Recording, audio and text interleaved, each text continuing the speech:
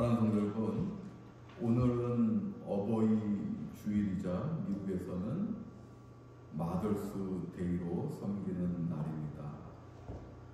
왜 그러면은 이 교회에서 어버이 주일로 또 미국에서 마더스 데이로 둘째 주일을 지정했을까?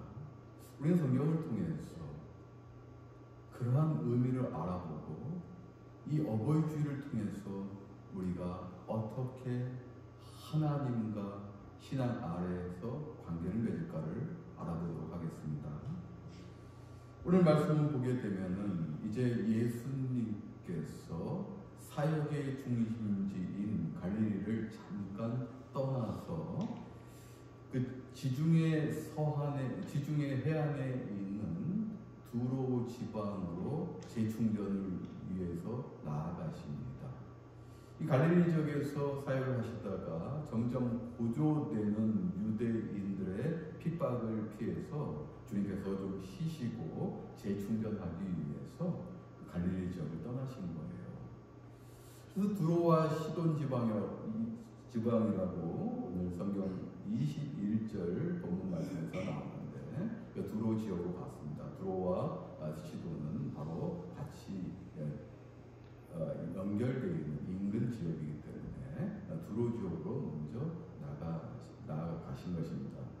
그런데 이제 두로 지역으로 이제 나아가셨는데 한 여인이 큰 소리로 이야기하고 있습니다.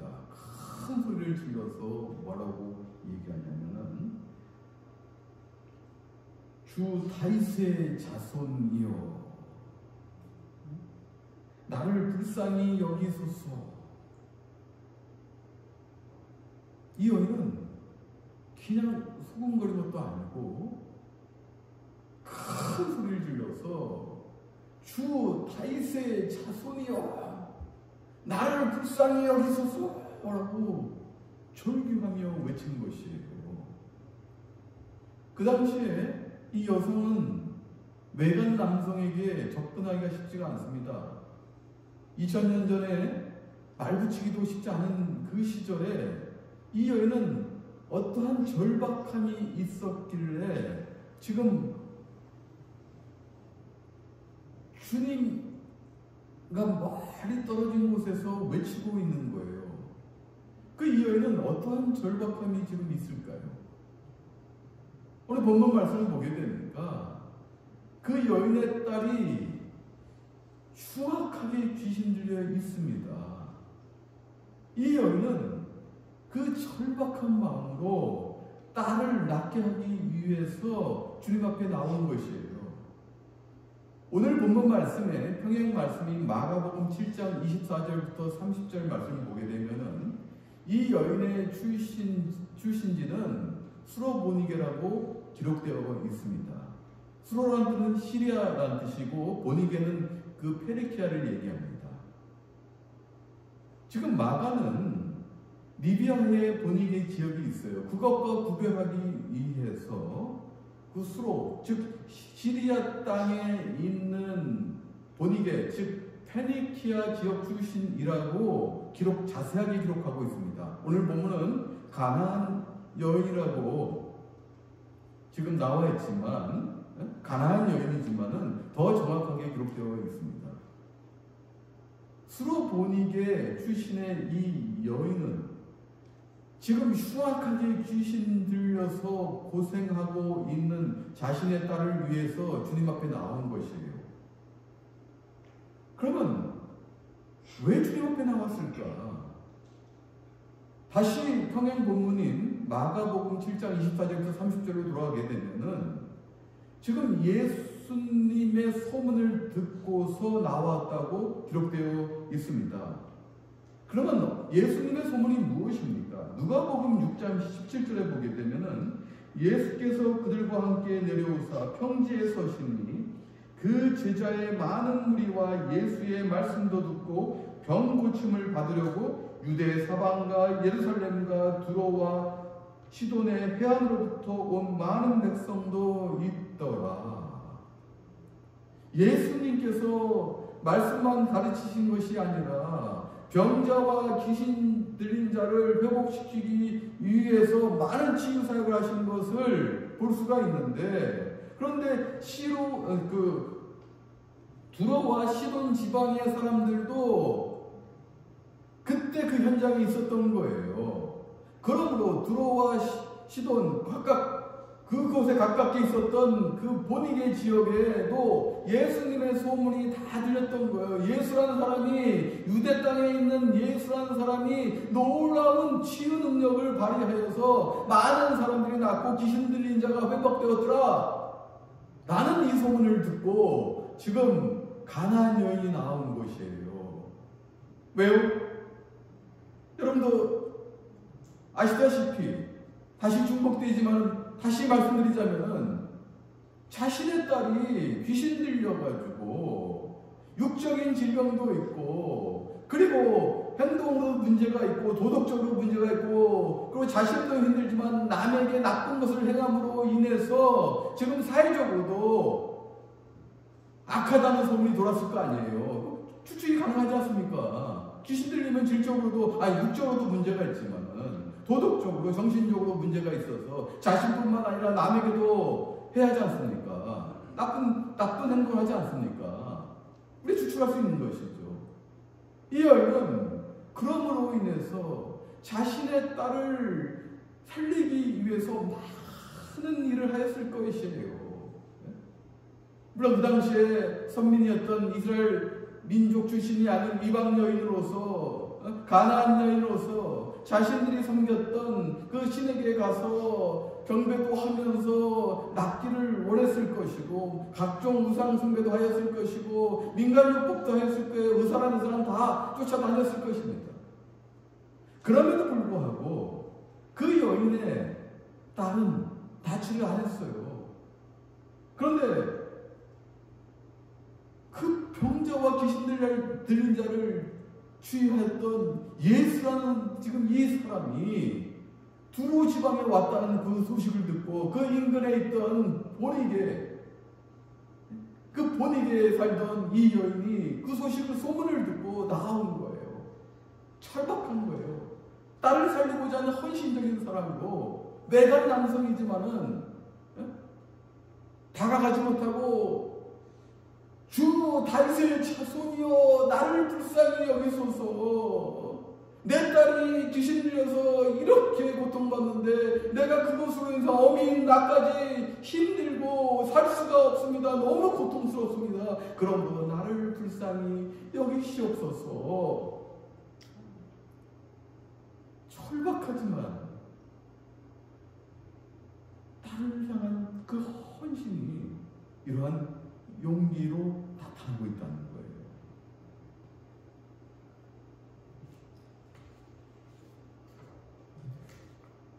놀라운 용기입니다. 정말 헌신적인 사람이에요. 그런데요, 놀랍게도 예수님의 반응이 우리가 생각하는 것과는 전혀 다릅니다. 오늘 23절 보니까 예수는 한 말씀도 대답하지 아니하시니, 그 절박한 그 여인의 절규를 듣고도 예수님께서 어떠한 말씀도 안 하고 계십니다. 여러분 생각하는 예수님은 어떤 분이십니까? 첫 번째, 친구 같은 존재시잖아요. 그리고 우리를 너무도 사랑하시는 존재시잖아요. 생각해보세요. 십자가에 물과 피를 다 쏟으시면서, 살이 찢겨지시면서 우리를 사랑하신 예수님, 우리를 대신해서 숙제하시는 그 예수님 생각해보세요. 예수님께서 달리셨을 때 많은 사람들이 막 조롱하고 멸시해도 아버지 하나님 저들의 죄를 돌리지 마시옵소서라고 하신 분이에요. 얼마나 은혜롭고 자비롭고 사랑스러우신 분, 우리만 생각하시는 분이십니까? 그런데요, 이런 예수님께서 그 여인의 간절한 절규를 듣고도 한 말씀도 안 하시고 그냥 가시는 거예요. 와, 우리의 생각은 정반대예요. 이거 놀라운 일입니다. 이게. 이 성경을 봐도 예수님이 이러한 행동을 하시는 거는 거의 찾아보기 어렵습니다. 우리가 흔히 얘기하죠. 차도나, 차가운 도시 남자. 예수님 사실 도시 남자는 아니신데 어쨌든 차가운 남자. 아니 도시 남자 아니시잖아요. 갈릴리 나사렛에서 자라셨는데 물론 베들레헴에서 태어나셨지만 베들레헴도 그 큰 고을은 아니거든요. 예루살렘 출신도 아니시고. 그런데 차도남, 차도남 같이 행동하세요. 우리가 생각하는 정반대의 반응을 나타내시니까 제자들이 안 되겠어요. 제자들이 청하는 거예요. 그 여자가 우리 뒤에서 소리를 지르니 이 여자를 빨리 보내소서. 그것은 예수님 빨리 거절하고 빨리 갑시다 이런 뜻이 아니에요. 아니 저 여자가 우리가 좀 이제 쉬러 왔는데 갈릴리 사역에서 이제 막 지치고 힘들고 조금 재충전하고 쉬러 왔는데 이 여자가 우리 뒤에서 우리를 너무 귀찮게 합니다. 예수님. 그러니까 당신의 능력으로 빨리 치유하게 하여 주셔서 이 여자를 보내소서. 이런 뜻이에요. 귀찮으니까 예수님 빨리 당신 능력 있지 않습니까? 예수님. 아이 빨리 고쳐주시고 빨리 우리 떠납시다. 이런 뜻입니다.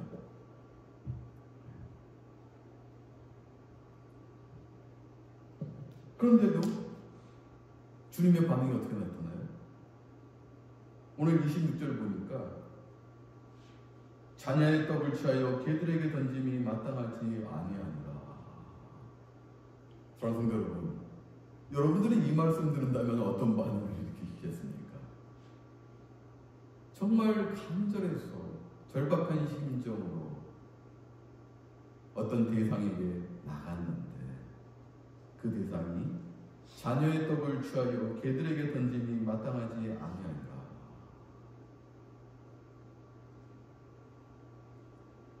얼마나 실망스럽고 얼마나 분노하겠습니까? 이 동서복음을 막론하고 이 개자가 들어가면은 사람이 바로 반응합니다. 어떤 반응합니까? 손부터 올라가죠. 입에 쌍욕이 나오고 손부터 올라가죠. 개자 들어가는데 그 영어도 그렇고요. 알잖아요. 뭐뭐뭐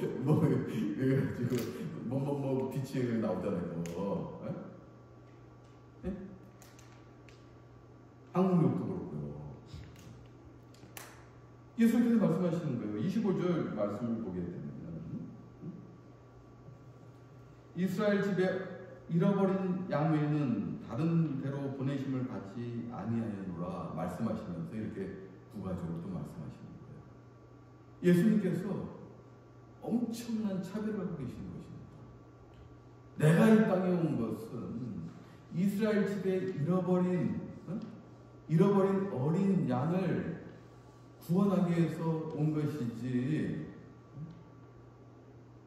그 외에 다른 지방에 사람들을 구원하기 온 것이 아니라는 것을 내포하고 있는 것입니다. 그러면서 이렇게 말씀하시는 거예요. 다시 말씀드리면 자녀의 떡을 취하여 개들에게 던짐이 마땅하지 않습니다. 그런데 이 개는요, 원어 성경을 보면은 우리가 생각하는 집에서 키우는 개, 즉 반려견, 그것이 아니에요. 들에서 아무 볼품없이 키워지는 들개를 이야기하고 있는 거예요. 그러면 더 심한 거죠. 집에서 키우는 반려견도 아닌 아무나 막 그냥 들에서 왔다 갔다 하고 그냥 뭐 볼품없이 다니는 키워지는 자연적으로 키워지는 그런 들개를 얘기하고 있는 거예요. 엄청난 차별입니다. 지금 유대인과 이방인을 철저히 차별하고 있는 거예요. 그 당시 이방인이라는 것은 선택된 백성인, 구약성경에 선택된 백성인 이스라엘을 제외한 사람들을 이방인이라고 합니다. 그리고 여인에게 철저히 모멸감을 주시면서 여인의 거절을 이렇게 매정하게 거절하고 계십니다. 왜 주님이 이러셨을까? 여러분, 우리 생각해 봐야 돼요. 물론 성경학자들은 먼저 유대인들을 구원하시고 그 후에 예수님께서는 제자들을 통해서 이방을 구원하시기로 작정하였다고 이야기를 합니다. 이거 맞습니다. 예수님께서 사실은 십자가에서 돌아가시고 부활하셨지 않습니까? 그런데 주로 사역의 중심지는 어디입니까? 유대 땅입니다. 그 이후에 예수님께서 사도행전 2장 8절에 제자들에게 뭐라고 말씀하십니까? 오직 너에게 성령이 임하면 너희가 권능을 받고 예루살렘과 온 유대와 사마리아와 땅끝까지 이르러 내 증인이 되리라 라고 말씀하셨어요. 제자들 통해서 이방 땅까지 땅끝까지 너희가 나가서 복음을 전파하라고 말씀했습니다. 맞습니다. 그런데요, 여러분 마태복음 8장 10절 11절 보게 되면은 이런 말씀이 있습니다. 이스라엘 중 아무에게서도 이만한 믿음을 보지 못하였느라. 또 너희에게 이르노니 동서로부터 많은 사람이 이르러 아브라함과 이삭과 야곱과 함께 천국에 앉으려니와 라고 이야기합니다. 이것은 예수님께서 왜 말씀하셨냐면 백부장이 자신의 하인을 고치기 위해서 그 병을 고치기 위해서 예수님께 나와옵니다. 그 예수님께 철저한 믿음을 보입니다. 그때 예수님은 이 백부장의 믿음을 보고 이렇게 말씀하신 거예요. 만약에 이 8장에 있는 백부장의 하인을 고치는 그 과정에서 백부장의 믿음을 보고 백부장을 구원한 사건이 이 사건보다 먼저였다면 이미 예수님께서는 이방인을 구원하신 사례가 있는 것이에요. 그런데 예수님께서는 그 사례가 있었음에도 불구하고 오늘 이 가나안 여인에게 철저히 매몰차게 차별을 하여서 지금 이야기하고 계신 것입니다. 그걸 왜 그랬을까 예수님께서? 다시 한번 우리는 궁금증이 증폭이 됩니다. 도대체 예수님께서 왜 그러셨을까? 생각 좀 해보세요.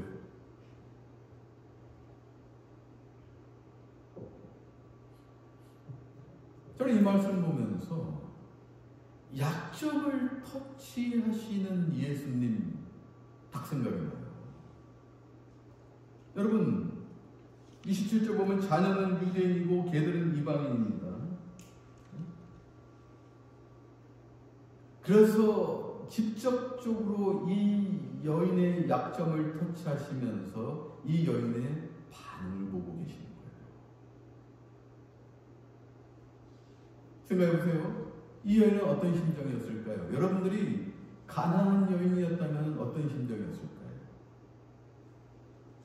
선민의식을 갖고 우월감을 갖고 있는 이 유대인들, 그 유대인들이 적대시하는 이 가난한 사람들, 비슷한 지역에 살고 있어요. 스로보니게는 예루살렘으로부터 북서쪽에 65km 떨어진 해안 도시입니다.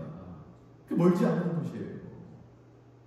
근데 유대인들은 가나안 땅을 하나님의 언약으로 차지하면서 이제는 그들의 선민 의식에 의해서 그들을 경외시했다는 것입니다. 그러므로 그 적대받은 그 여인, 그들의 조상들, 그 여인들 보세요. 유대인들에 대한 얼마나 적대감을 갖고 있겠어요. 그리고 예수님은 더군다나 유대 청년입니다. 그런데 그 적대감을 갖고 있을 뿐만 아니라 그 적대감을 갖고 있는 유대인들아, 그 유대 청년인 예수님께 개라는 표현까지 들었으니 자녀들의 떡을 개들에게 던짐이 옳지 않다는 그런 아주 모멸적인 말까지 들었으니 이 여인의 심정은 얼마나 복잡했을까요? 이 안에서 부부를 끓고 딸을 고치기 위해서 나왔지만은 이 본인이 받는 이 모멸감 때문에 생기는 이 자존감 얼마나 바닥까지 떨어졌을까? 아니 바닥뿐만 아니라 그 땅 밑에까지도 떨어졌을 거예요. 이 자존감이라는 것은. 여러분 사람은 무엇을 삽니까? 자존감으로 사는 거예요. 가진 것 없어도, 환경적으로 어려워도 자존감 때문에 사는 거예요. 그 자존감 때문에. 특히 남성들은 이 자존감이 있어야지 됩니다. 여러분들 잘 생각해 보세요. 여성분들, 남성들에게 자존감 막 주셔야 돼요. 그럼 더 열심히 합니다. 밖에서도 열심히 하고 집에서도 더 열심히 합니다. 이 자존감이에요. 근데 이 여인은 이 자존감이 지금 땅끝까지 지금 떨어졌단 말이에요. 주님은 이렇게 자존감에 상처를 주시면서 이 여인의 약점을 터치하시면서까지 이 여인의 반응을 보고 계시는 거예요. 그런데 이 여인의 반응이 어떨까요? 어떻습니까? 주여, 올소이다마는 정말 지혜로운 여인입니다.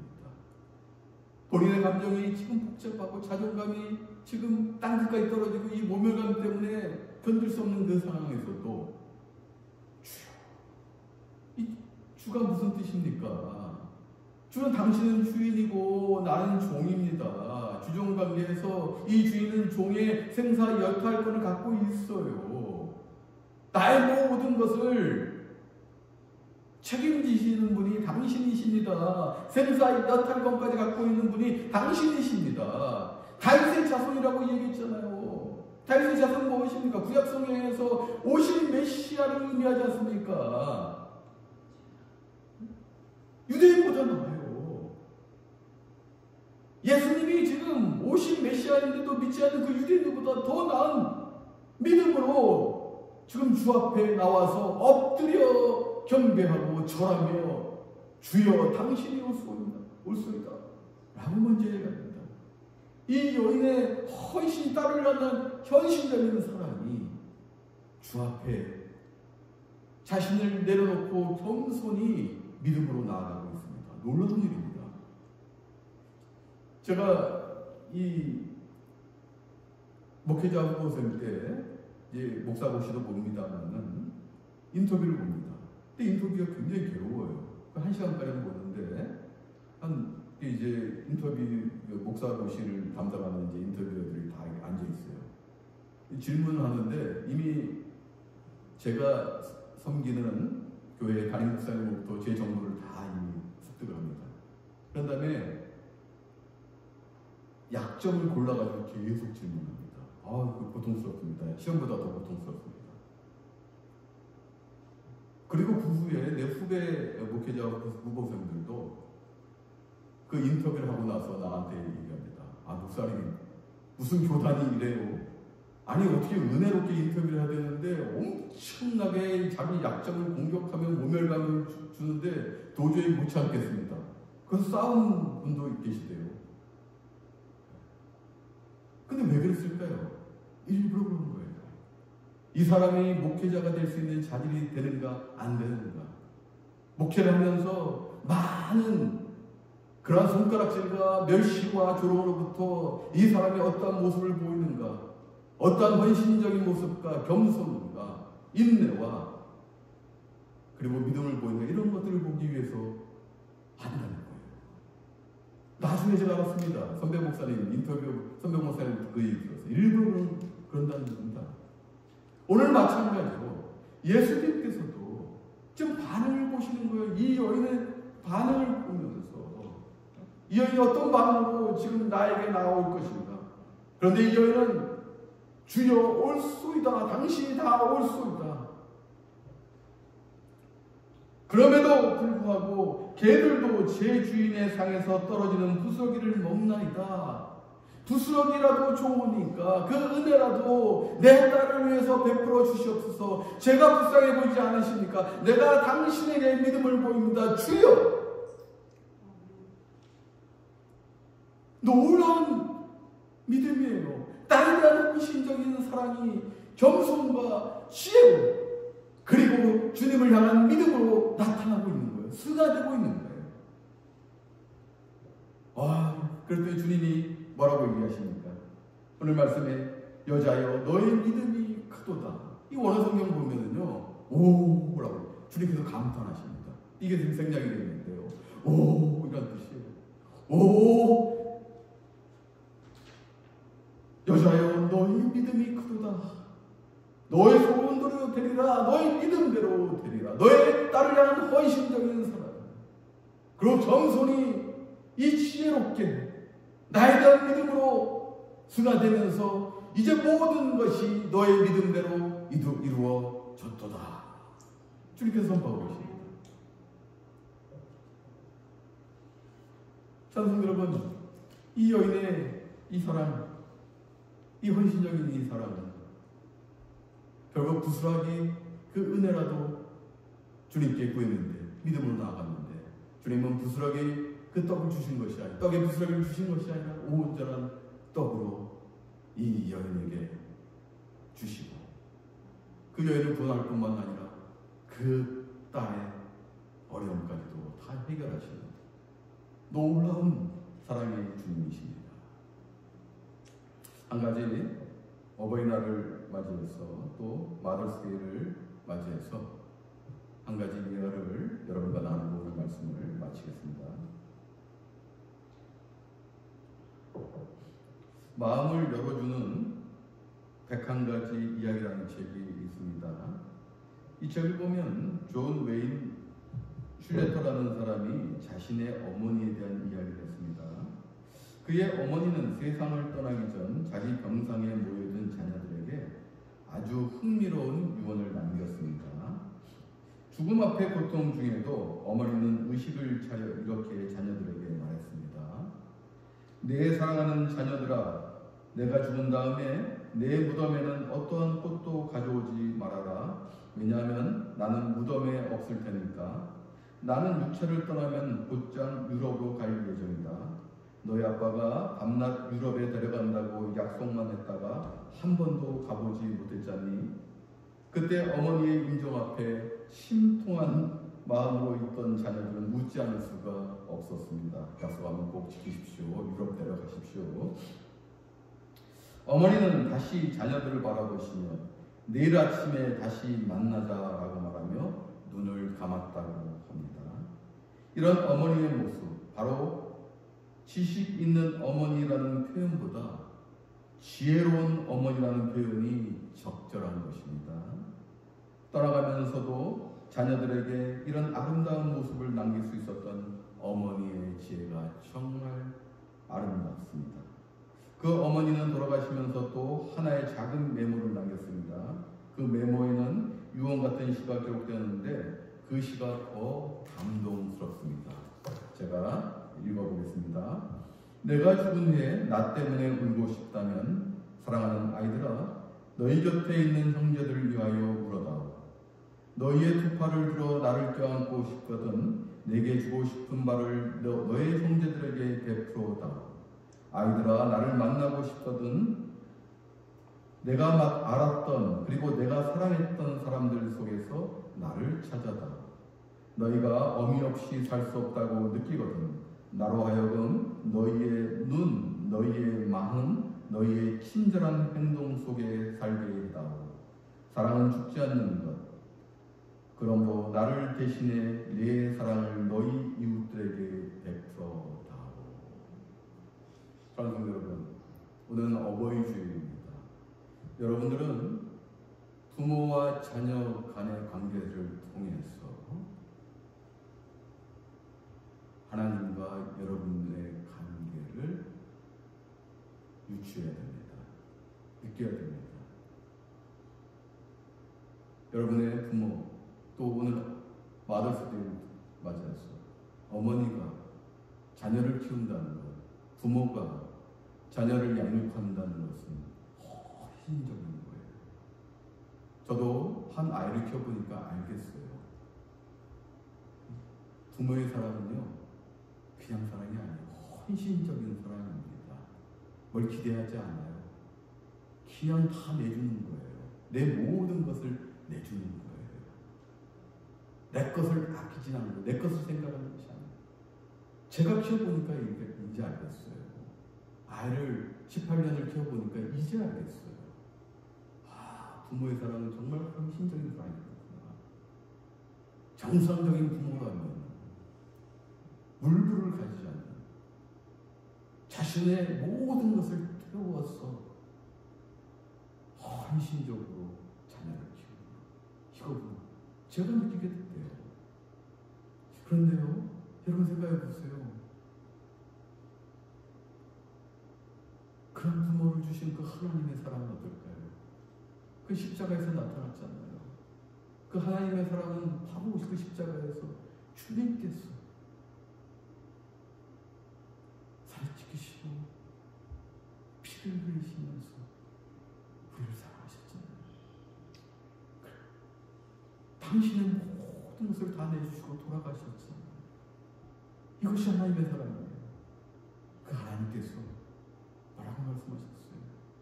나를 사랑하듯이 너의 이웃을 사랑하라고 말씀하셨어요. 부모를 공경하고 그리고 그 이웃을 사랑해야 됩니다. 여기서 이웃을 사랑의 첫 번째는 부모를 공경하는 거예요. 부모를 사랑하는 거예요. 그리고 그 마음으로 이웃을 사랑하는 것, 주님의 복음을 통해 사랑하는 것, 이것이 오늘 우리가 맞이하는 어버이 주일의 의미입니다. 사랑하는 여러분, 이런 날을 주신 것 기억하시고 부모를 사랑하시고 그리고 부모와 같이 하나님을 더 헌신적으로 사랑하시는데 여러분들은 이웃을 사랑할 수 있습니다. 그런